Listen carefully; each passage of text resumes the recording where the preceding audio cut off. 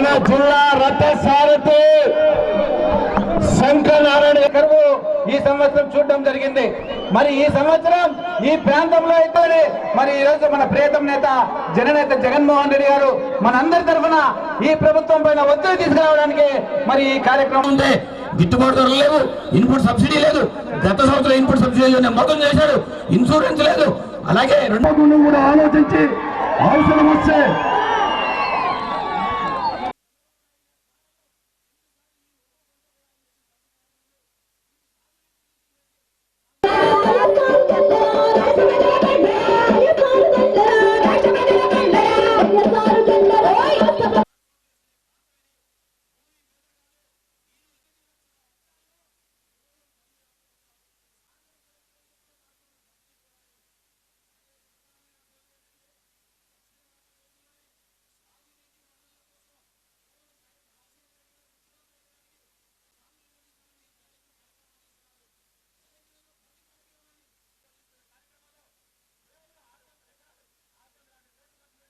నాకు అన్న మాటిచ్చాడు.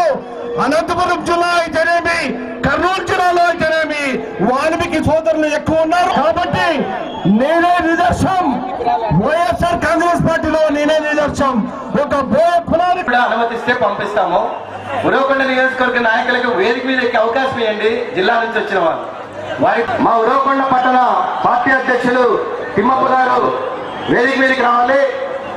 అదేవిధంగా కరువు కాటకాలతో అల్లాడుతా ఉన్న ఈ జిల్లాకు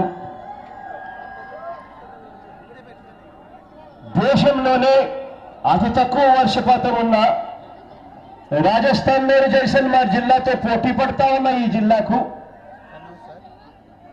సంజీవిని మాదిరిగా ఏదన్నా ఉండాలి అని అంటే, ఈ జిల్లా ప్రజలను ఆదుకోవాలి అని అంటే దీనికి హంద్రీ నీవా సృజన సబంధి ఒక్కటే మార్గము అని 4,000 పైసలకు కోట్లు ఆ దివంగత నేత ప్రీతమ నాయకుడు రాజశేఖర రెడ్డి గారి హయాంలో, నాన్నగారి హయాంలో హంద్రీ నీవా ప్రాజెక్టుకు కేటాయింపులు చేశారు, పూర్తి చేశారు. దాదాపుగా 90% పనులు హంద్రీ నీవా సృజన సబంధి ఫేజ్ 1 లో భాగంగా 90% పనులు పూర్తయ్యాయి. ఆ మిగిలి ఉన్న 10% పనులు, ఆ మిగిలి ఉన్న డిస్ట్రిబ్యూటరీ కెనాల్స్ పనులు ఇంతవరకు కూడా ఇవాళ ఈ ప్రభుత్వం చెయ్యని పరిస్థితుల్లో ఇవాళ రైతాంగం అంతా కూడా అల్లాడుతా ఉన్న పరిస్థితులు ఇవాళ కనిపిస్తా ఉన్నాయి. చంద్రబాబు నాయుడు గారికి ఎన్నికలకు ముందంతా ప్రజల్లో మోసం చేస్తూ ఎన్నికల మేనిఫెస్టో ప్రజల ముందర పెడతాడు. ఎన్నికలు అయిపోయిన తర్వాత చంద్రబాబు నాయుడు గారు కలెక్షన్ మేనిఫెస్టో తీసుకొస్తాడు. అంటే ఎన్నికల మేనిఫెస్టో పక్కకు పోతుంది, కలెక్షన్ల మేనిఫెస్టో ముందుకు వస్తుంది. ఇదే జిల్లాకు వస్తాడు, వచ్చిన ప్రతిసారి అదుగో హంద్రీ నీవా నా కళ్ళలోకి వస్తా ఉంది ఆ ప్రాజెక్టు కోసం నేను తీవ్రంగా కష్టపడతా ఉన్నాను, ఇక్కడ నేను మంచం వేసుకొని పండుకుంటున్నాను అని చెప్పి కూడా చంద్రబాబు నాయుడు గారు పోజనిస్తారు. నేను ఇవాళ చంద్రబాబు నాయుడు గారిని ఒకటి అడుగుతా ఉన్నా, అయ్యా చంద్రబాబు నాయుడు గారు ప్రాజెక్టులు కట్టినోళ్ళు గొప్ప వాళ్ళ, లేదా ప్రాజెక్టుల దగ్గరికి వెళ్ళి గేట్లు ఎత్తటోళ్ళు గొప్ప వాళ్ళ అని చెప్పి అడుగుతా ఉన్నా. ఇదే చంద్రబాబు నాయుడు గారు ప్రాజెక్టులు కట్టినోళ్ళు గొప్ప వాళ్ళ, లేదా కుళాయిలు తిప్పే వాళ్ళు లష్కర్లు గొప్ప వాళ్ళు అడుగుతా ఉన్నా. నేను చెరువుల దగ్గర నిలబడ్డారు మంత్రులు, కొంతమంది అయితే చెరువుల్లో ఈత కొట్టారు. 30 టీఎంసీలు నీళ్ళు ఇచ్చినామని చెప్పారు. నేను ఇదే చంద్రబాబు నాయుడు గారిని అడుగుతా ఉన్నా, అయ్యా చంద్రబాబు నాయుడు గారు 30 టీఎంసీల నీళ్ళు ఇచ్చింటే కనీసం అంటే 4 లక్షల ఎకరాలు సస్యశ్యామలంగా పంటలు ఉండాల్సిన పరిస్థితి లేదా అని అడుగుతా ఉన్నాడు ఇదే చంద్రబాబు నాయుడు గారిని. ఇవాళ చంద్రబాబు నాయుడు గారిని గట్టిగా నిలదీస్తూ అడుగుతా ఉన్నా, నిజంగానే 30 టీఎంసీల నీళ్ళు ఇచ్చుంటే, నిజంగా 4 లక్షల ఎకరాలు సస్యశ్యామలంగా ఉండింటే నువ్వంతటి నువ్వే 63 మండలాలు మొత్తం జిల్లా అంతా కూడా కరువు మండలాలుగా ఎందుకు డిక్లేర్ చేశావు చంద్రబాబు నాయుడు గారు అని చెప్పి గట్టిగా చంద్రబాబు నాయుడు గారిని ప్రశ్నిస్తూ అడుగుతా ఉన్నా. ఇవాళ చంద్రబాబు నాయుడు గారు ముఖ్యమంత్రి అయ్యారు. ఉపాధి హామీ పన్ను ఇవాళ నత్త నడకం నడుస్తూ ఉన్నాయి.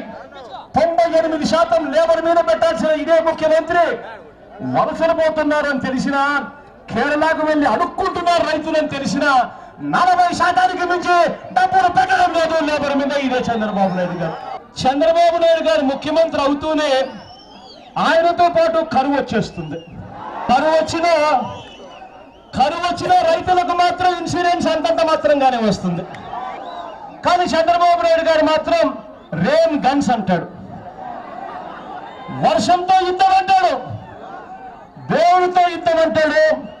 4 రోజుల్లో కరువును జయించేశాను అని చెప్పి చంద్రబాబు నాయుడు గారు చెప్తారు. ఇదే చంద్రబాబు నాయుడు గారు కేంద్రంతో ఎప్పుడూ స్నేహం చేస్తాడు, కానీ రాష్ట్రంతో మాత్రం యుద్ధం చేస్తాడు.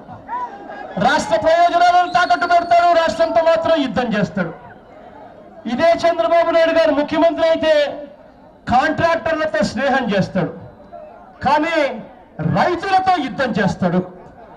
కాంట్రాక్టర్లకు కమిషన్, రైతులకు మాత్రం నీళ్ళు ఇవ్వాలన్న ఆలోచన రాదు. ఇదే చంద్రబాబు నాయుడు గారు ఎన్టీఆర్తో కయ్యమాడతాడు, కానీ బాలకృష్ణతో వియ్యమాడుతాడు. ఇదే చంద్రబాబు నాయుడు.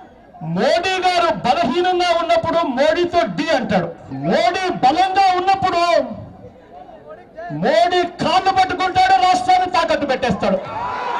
అందుకే కేసీఆర్ జుట్టు పట్టుకుంటాడు, దొరికిపోతే కేసీఆర్ కాళ్ళు పట్టుకుంటాడు. ఏ చంద్రబాబు నాయుడు గారు నిజంగా మీరే చెప్పండి, ఇటువంటి ముఖ్యమంత్రిని ముఖ్యమంత్రి అంటారా లేక ముఖ్య కంత్రి అంటారా అని చెప్పి నేను మిమ్మల్ని అడుగుతా ఉన్నా. కనీసం ఇప్పటికైనా చంద్రబాబు నాయుడు గారికి బుద్ధి జ్ఞానం రావాలని, ఒకవేళ రాకపోతే ఈ పోరాటం ఆగదు అని చెప్పి మాత్రం మీ అందరికీ భరోసా ఇస్తా ఉన్నాను. అదొక్కటే కాదు, ఇంకొక మాట కూడా చెప్తా ఉన్నా.